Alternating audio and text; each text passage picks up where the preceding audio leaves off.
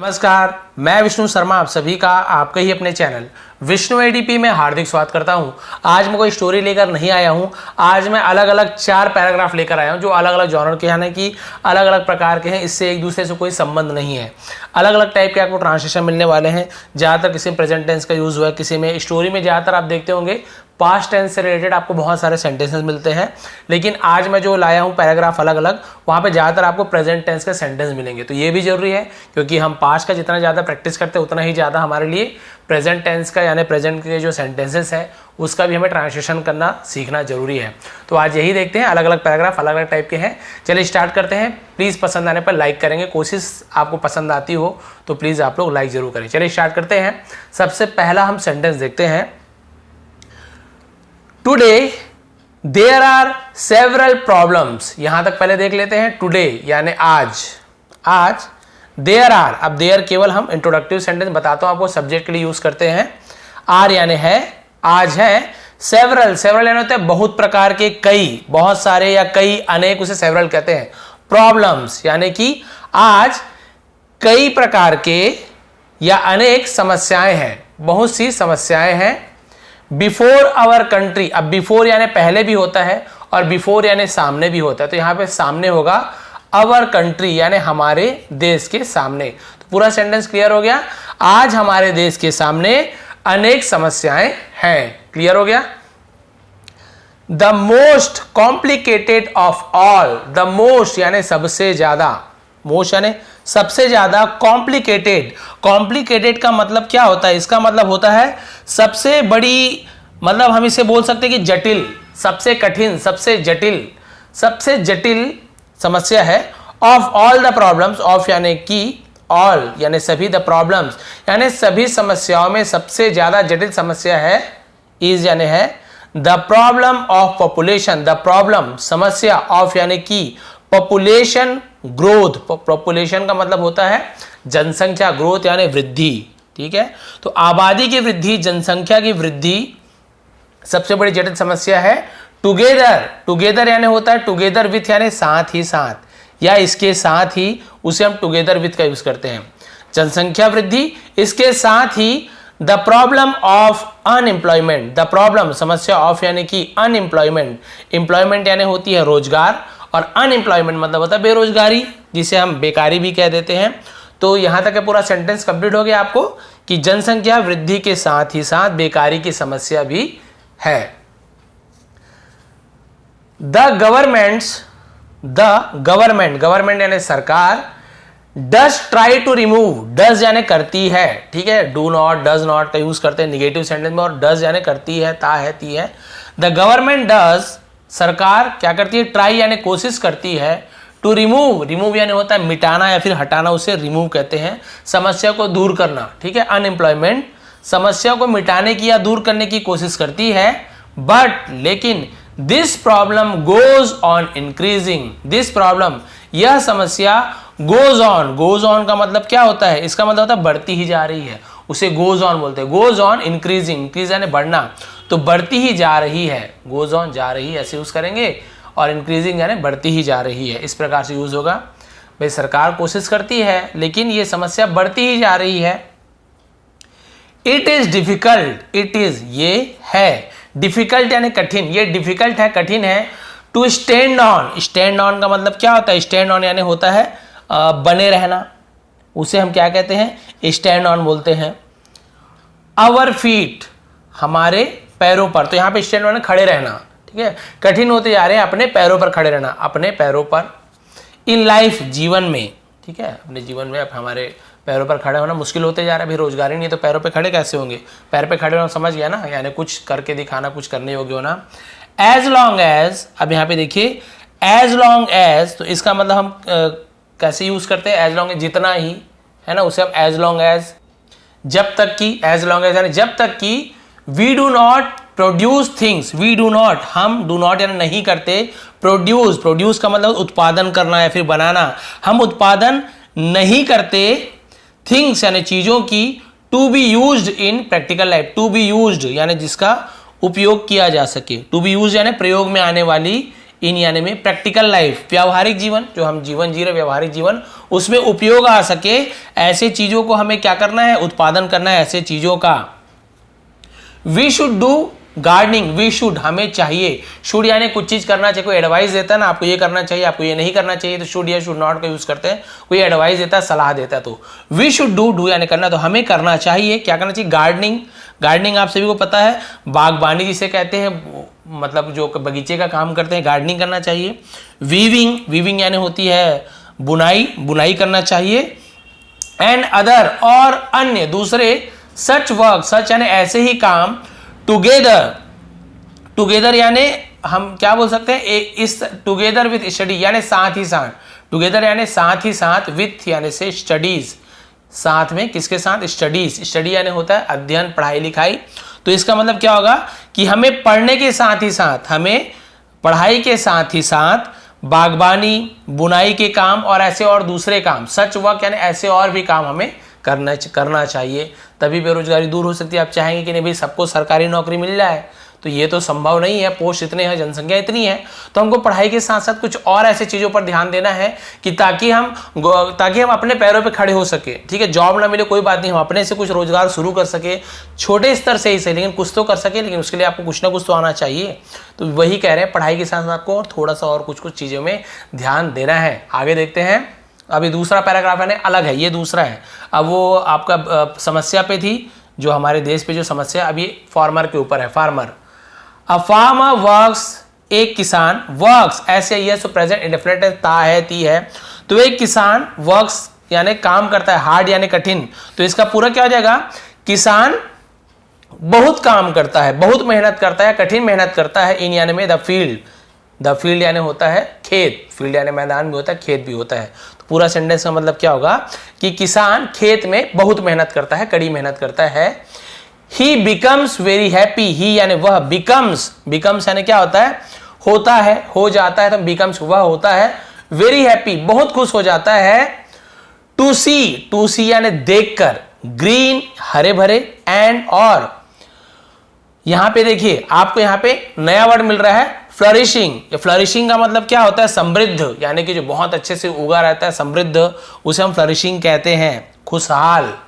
तो किसान हरे भरे और समृद्ध, क्रॉप्स यानी होता है फसल, एज यानी के रूप में, फ्रूट्स, अभी फ्रूट्स यानी फल वाला फ्रूट नहीं है, फल ही है, लेकिन किसका फल आपको बता रहा हूं, ऑफ यानी का, हिस लेबर यानी अपने मेहनत का फल, ये वो आम वाला फल नहीं है, ठीक है, आम मैंगो और वो गुआवा वाला फल नहीं है, ये फ्रूट ऑफ लेबर का मतलब होता है परिश्रम का फल, मेहनत का फल, से फ्रूट ऑफ लेबर कहते हैं। तो यहां तक ये पूरा सेंटेंस आपको क्लियर हो गया कि अपनी मेहनत का जो हरी भरी और समृद्ध फसलों को, मेहनत की जो फल होता है उसे देखकर वो बहुत ज्यादा खुश हो जाता है, जो मेहनत किया रहता है। अब क्या हुआ, the labour of the farmer, the labour यानी मेहनत, ऑफ द फार्मर यानी किसान की मेहनत, कैन नॉट यानी नहीं कर सकते, क्या नहीं कर सकते, बी मेजर्ड, इसका मतलब होता है मेजरमेंट करने, यानी हम नापा नहीं जा सकता, आंका नहीं जा सकता, ठीक है, किसान की मेहनत को नापा नहीं जा सकता है। In terms of money, in terms यानी क्या होता है, टर्म्स का मतलब हम यूज कर सकते हैं कि एक प्रकार की पैसों के रूप में, इन टर्म्स यानी पैसों के रूप में, ऑफ मनी यानी होता है पैसा, यानी पैसे के रूप में उसे आंका नहीं जा सकता, ठीक है। तो वही यहां पे बोल रहा है कि भाई किसान की मेहनत को पैसों में नहीं आंका जा सकता। It is a kind of worship, it is ये है, अ काइंड यानी एक प्रकार का, ऑफ यानी का, वर्शिप यानी होता है पूजा, ये एक प्रकार का पूजा है, ठीक है, यह एक प्रकार का पूजा है, भाई जो मेहनत करते हैं बोलते हैं ना, ये भी एक प्रकार की पूजा है, तो वही लिखा गया है, ये एक प्रकार की पूजा है। द मदर अर्थ, तो वही धरती माँ, मदर अर्थ बोलते धरती माता, ब्लेस्ड हिम यानी उन्हें आशीर्वाद देती है, ब्लेस्ड करना आशीर्वाद करती है, in the form of crops, in the form यानी रूप में, किसके रूप में, क्रॉप्स, ऑफ क्रॉप्स यानी फसल के रूप में, धरती माँ फसल के रूप में उन्हें आशीर्वाद देती है। Everyone should respect a farmer, everyone यानी हर किसी को, है ना, हर किसी को क्या करना चाहिए, शुड चाहिए, मैंने बताया ना, किसी को एडवाइस देते हैं क्या करना चाहिए क्या नहीं, शुड का यूज करते हैं। एवरीवन शुड रिस्पेक्ट यानी होता है आदर देना, सम्मान करना, उसे हम रिस्पेक्ट बोलते हैं। अ फार्मर, तो सभी को, किसान का आदर करना चाहिए, सम्मान करना चाहिए। We should be grateful to him, we should be हमें होना चाहिए ग्रेटफुल, ग्रेटफुल यानी बोलते कृतज्ञ, हिंदी में कृतज्ञ होना, टू हिम जैसे शुक्रगुजार बोलते हैं ना उर्दू में, वैसे ही है हिंदी में कृतज्ञ बोलते हैं, हमें उनका कृतज्ञ होना चाहिए, शुक्रगुजार होना चाहिए। क्योंकि आपके पास करोड़ों रुपए है तो करोड़ों रुपए को तो आप नहीं खाओगे, सोना है सोना को तो नहीं खाओगे आप वो सब क्या करते हो खाने के लिए, तो आपको फसल पे ही निर्भर होना होगा। और फसल कहाँ से मिलते हैं आपको, किसान ही आपको फसल उगा के देंगे। तो भाई किसान ही है तो हमें उनका सम्मान करना चाहिए, उन्हें रिस्पेक्ट देना चाहिए। तो सेकंड में क्लियर हो गया, आपको हर एक वर्ड की मीनिंग पता चल गया। और आगे बढ़ते हैं, ये तीसरा गेम से रिलेटेड है, ठीक है, अलग अलग मैं लेकर आया बना अलग, तो गेम से रिलेटेड यहाँ पे क्या लिखा हुआ है देखिए, games and sports, games and sports. तो भाई ये वही चीज हो गया कि are of great importance in life, are यानी है, ऑफ ग्रेट यानी बोल सकते हैं कि बहुत बहुत ज़्यादा इंपॉर्टेंस यानी महत्व, इन लाइफ यानी जीवन में। तो खेल कूद का, गेम्स एंड स्पोर्ट्स यानी होता है खेल कूद का बहुत महत्व है इन लाइफ यानी जीवन में। तो खेल कूद का जीवन में बहुत महत्व है। आगे पीछे इंग्लिश में पता ना आपको, आगे पीछे रहता है, उसे हमें क्या करना होता है, हिंदी में या उर्दू में आप करते हो बिल्कुल सही जमाना होता है। जैसे खेल कूद है का महान या अच्छा महत्व में जीवन, ऐसे होगा अगर वर्ड टू वर्ड ट्रांसलेट करें तो आप उसे सही कर लीजिए, खेल कूद का जीवन में बहुत महत्व है। The health of the body, sorry the health of, हाँ ठीक है, द हेल्थ यानी क्या होता है, हम बोल सकते हैं कि स्वास्थ्य, ठीक है, स्वास्थ्य ऑफ द बॉडी, तबीयत जिसे कहते हैं, ऑफ द बॉडी, शरीर का स्वास्थ्य इज यानी है द फर्स्ट कंडीशन यानी पहली शर्त for living a life, for living यानी जीने की, अ लाइफ यानी जीवन। तो यहाँ पे क्या होगा कि शरीर का स्वास्थ्य जीवन जीने का पहला शर्त है, यानी पहला शर्त क्या है, शरीर का स्वास्थ्य। यदि आपका शरीर तंदुरुस्त नहीं है, स्वस्थ नहीं है, तो कोई मतलब नहीं है, आपका जीवन बेकार है। पैसे हैं लेकिन शरीर स्वस्थ नहीं है, सबसे बड़ा धन स्वास्थ्य को माना गया, पता ना आपको। स्वास्थ्य अच्छा है तो सब अच्छा है, स्वास्थ्य अच्छा नहीं तो क्या काम करोगे, क्या कोई मतलब नहीं। तो स्वास्थ्य को सबसे बड़ा धन माना गया है। तो यहाँ पे वही बोल रहा है कि शरीर का स्वास्थ्य जीवन जीने की पहली शर्त है। तो कंडीशन यानी शर्त होता है। A healthy body has a healthy mind, a healthy body यानी एक स्वस्थ शरीर has यानी होती है, a healthy mind।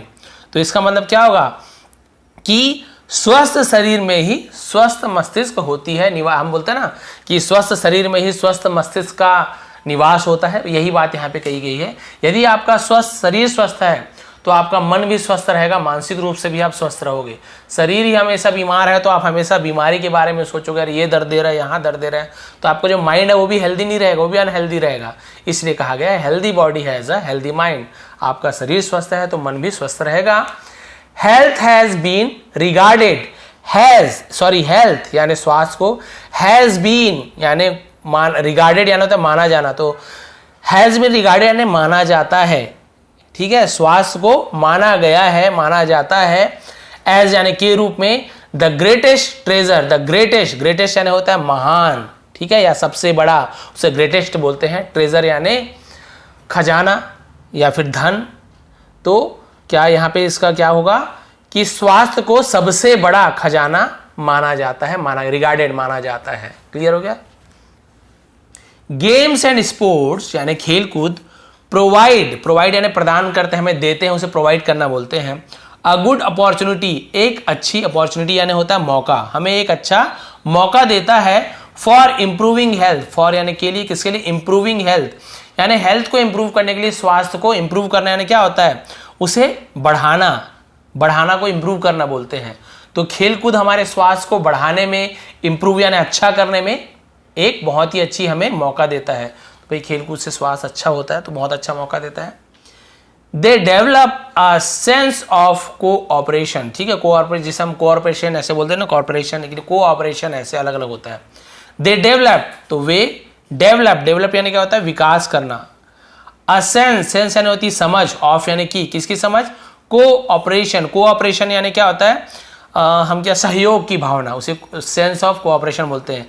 तो सहयोग की भावना का विकास करता है कौन, खेलकूद। हमें भाई आप सभी को पता है, टू यानी भी, खेलकूद की भावना सहयोग की भी भावना विकास करता है। भाई आप लोग अभी खेलते होंगे तो आपको पता है आप बहुत ज़्यादा एक दूसरे की हेल्प भी करते हैं किसी भी चीज़ में। क्रिकेट भी खेलते हैं तो फील्डिंग कर रहे हैं, बॉलिंग कर रहे हैं, फुटबॉल खेल रहे हैं तो कभी इधर किक मार रहे हैं तो वो है, कबड्डी खेल रहे हैं तो बोलता है आप इधर आओ हाथ पकड़ो, तो एक दूसरे का सहयोग भी करते हो। अब देखिए स्पोर्ट्समैन पार्टिसिपेट टुगेदर, स्पोर्ट्समैन यानी होता है खिलाड़ी, उसे हम स्पोर्ट्समैन कहते हैं। पार्टिसिपेट यानी क्या करते हैं, हिस्सा लेते हैं। टुगेदर यानी एक साथ मिलजुल कर। इन स्पोर्ट, खेलों में पार्टिसिपेट करते हैं, भाग लेते हैं। कंपटीशन, स्पोर्ट्स कंपटीशन यानी खेल प्रतियोगिताओं में। They have to play, have to का मतलब कुछ चीज करना होता है, उसे हम हैव टू का यूज करते हैं, ठीक है। दे हैव टू प्ले, उन्हें खेलना होता है। अंडर अ काइंड, अंडर यानी अंदर बोल सकते हैं, नीचे, अंडर एंड नीचे। अ काइंड ऑफ डिसिप्लिन, एक प्रकार की डिसिप्लिन यानी हम बोल सकते हैं जैसे नियम होता है ना, नियम, अनुशासन सही रहेगा। तो एक प्रकार के अनुशासन के अंदर रह के उन्हें खेलना होता है। ऐसे नहीं कि अपने मन से कुछ रूल होता है, अनुशासन होता है, आपको ऐसे करना नहीं करना है, तो उसके अंदर खिलाड़ियों को खेलना पड़ता है। ऑल शुड ले स्ट्रेस, ऑल शुड यानी सभी को चाहिए।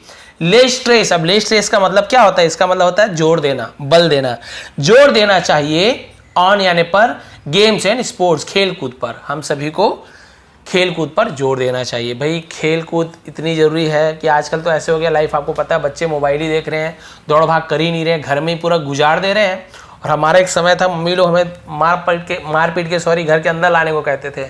आजकल ऐसा जमाना है मार पीट के भेज रहे, खेलने तो जा, मोबाइल छोड़ो, तो जमाना बदल गया है।